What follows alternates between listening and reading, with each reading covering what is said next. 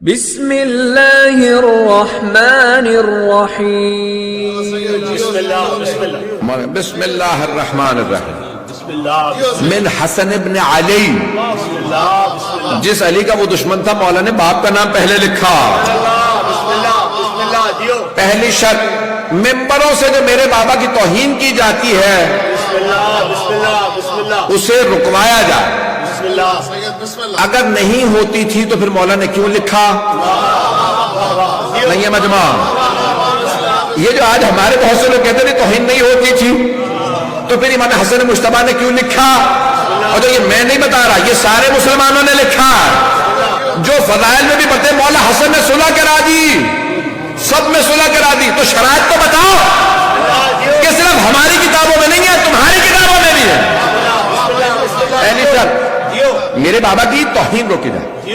دوسری شرط، بلکہ پہلی شرط یہ جو دوسری میں نے کہی ہے، مولا نے فرمایا کہ میں معاویہ ابن ابی سفیان سے کہتا ہوں کہ وہ قرآن اور سنت کے عین مطابق عمل کرے۔ یہ اس سے کہا جاتا ہے جو عمل نہ کر رہا ہو۔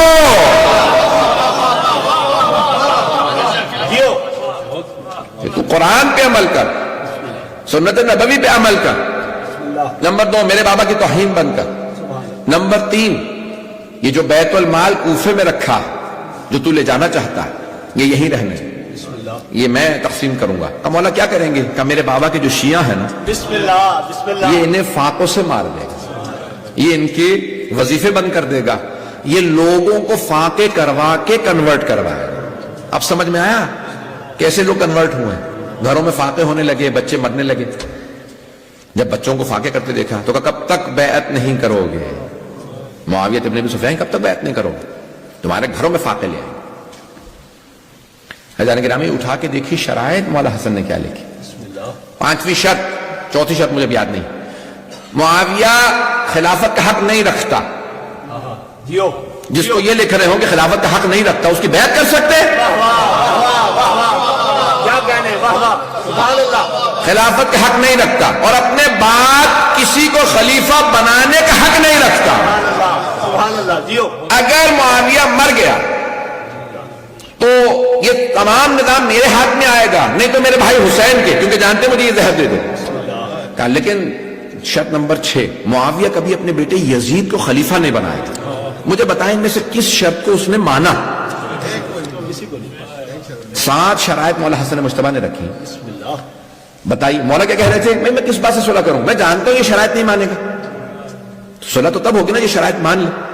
میں جانتا ہوں یہ شرائط نہیں مانے گا۔ کہ نہیں، اس نے جب بلینک شیٹ پہ دستخط کیا مولا نے کہا صرف دکھانے کے لیے، اور جو اس نے جال بچھایا تھا تم اس جال میں گھر گئے، اس نے جو دھوکہ دیا تھا تم نے دھوکہ کھا لیا۔ کہ نہیں، وہ جو کہہ رہا تو آپ مانیے۔ مولا نے کہا ٹھیک ہے، ساری شرائط لکھ دی، شرائط رکھ دی۔ نہ قرآن کو مانا، نہ سنت نبوی کو مانا۔ سنت نبوی یہ ہے کہ جناب امیر کی تعظیم ہو۔ وہ حج کے احرام میں بھی آتا تھا تو جناب امیر کا نام لے کے توہین کرتا، یہ صحیح بخاری میں موجود ہے۔ عمر بن عاص نے کہا کہ تو حج میں ہے، احرام باندھ رکھے، کم از کم یہاں پہ علی بن ابی طالب کی توہین نہ کرے۔ مجھے تعجب ہے ان مسلمانوں پہ جو پہلے 3 خلفاء کے معاملے میں غیرت کھاتے ہیں، جناب امیر کے معاملے میں کوئی غیرت نہیں کھاتے۔ غیرت کہاں چلی جاتی مجھے نہیں معلوم، کہ جناب امیر کی جو مرضی چاہے توہین کر لے۔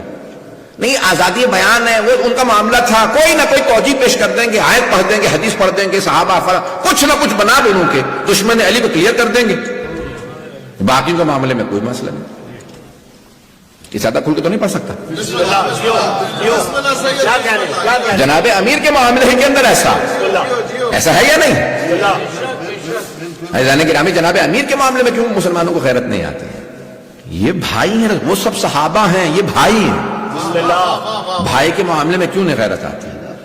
عزیزان گرامی، یہ اتنی رسول خدا کو محبت کے نفس رسول اللہ نے قرار دیا، بھائی رسول خدا نے قرار دیا، جناب امیر نے پوری زندگی حق ادا کیا، لیکن آج جناب امیر کی توہین کے معاملے میں کوئی بھی نہیں، سوائے چند ہمارے شیعوں کے۔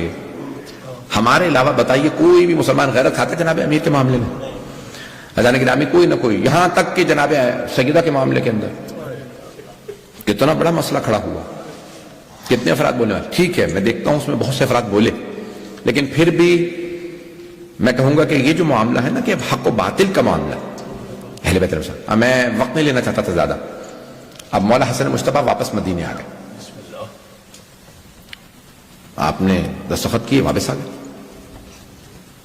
میں کوفے میں نہیں رہنا چاہتا، شام نہیں جانا چاہتا، مدینے آ گئے. اشعث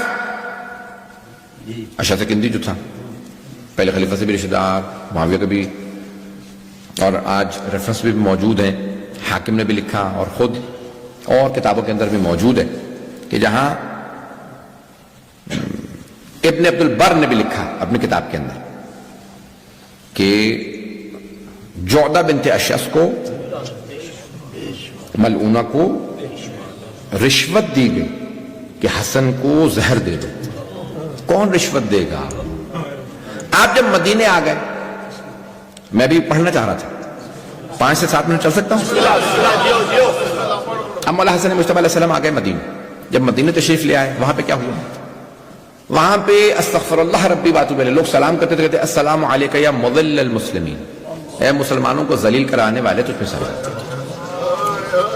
توجہ، وہ افراد جو میں کہتے ہیں نا صلح کروا دی 2 گروہوں کے اندر، صلح ہو گئی.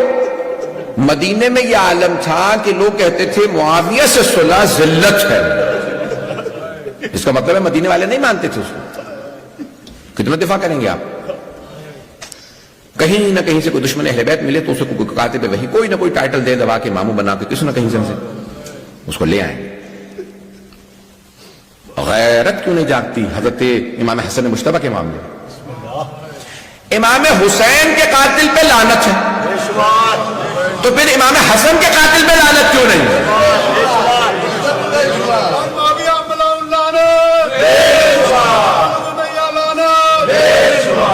بات پہنچ رہی ہے جانے کی نا؟ مدینے آ گئے، مدینے کے اندر حالات خراب، وہاں سارے بنو امیہ حکومت میں، یہ سارے کے سارے حکومتوں کے اندر سب بڑے بڑے عہدوں پہ، اور باغ فتح جو ہے وہ دے دیا گیا تحفے میں مروان کو. بھئی اگر کسی کا حق نہیں تھا تو پھر صحابہ کا حق کیسے بنا؟ تابعین کا کیسے حق بنا؟ تو اس کو دے دیا گیا.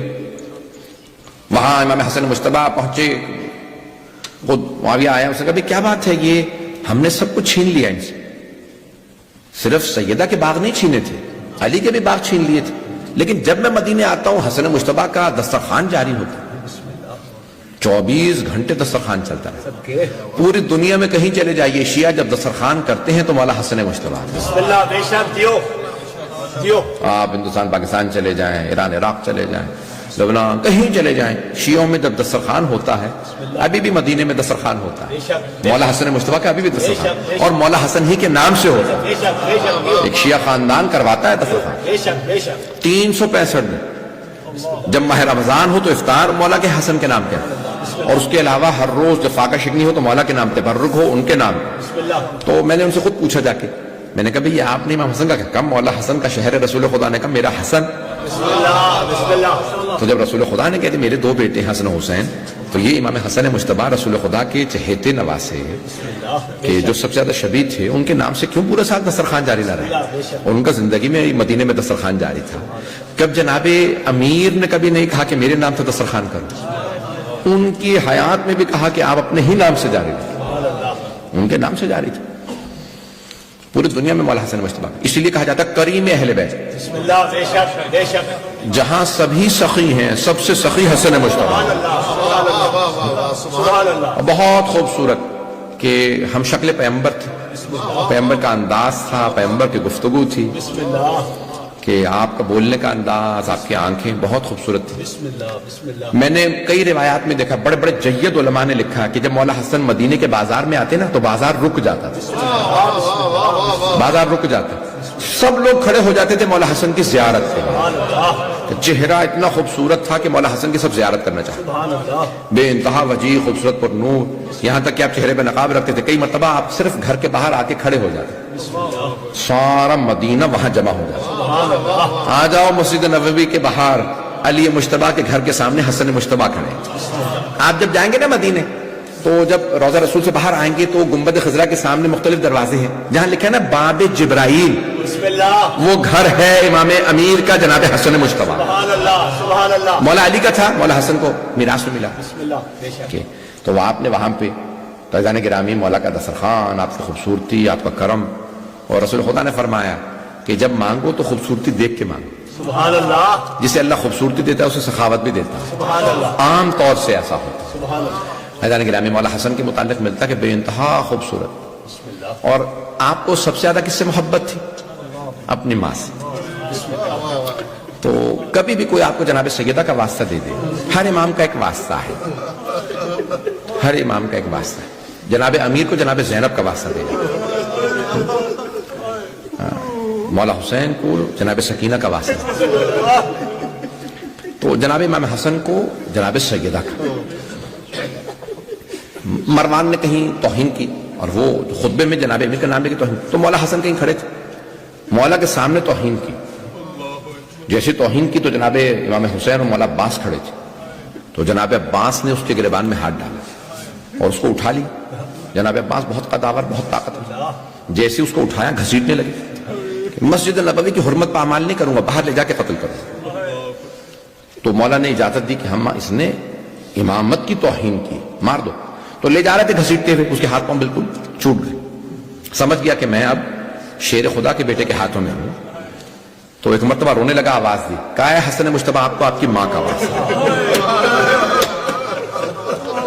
آپ کو آپ کی ماں فاطمہ کا واسطہ, عباس سے کہیں مجھے چھوڑ. تو آپ نے فوراً کہا حسین عباس کو روکو, میں ماں کا واسطہ رد نہیں کرتا. عباس آج اس جہنمی کو جانے دو. کہ جناب عباس علیہ السلام نے اس کے گریبان میں ہاتھ ڈال رکھا تھا, اس کو مسجد سے باہر پھینک دیا کہ اگر آج مجھے میرے مولا نے نہ روکا ہوتا میں تجھے فنار کر دوں. تو ہمارے سامنے توہین کرے امامت کی.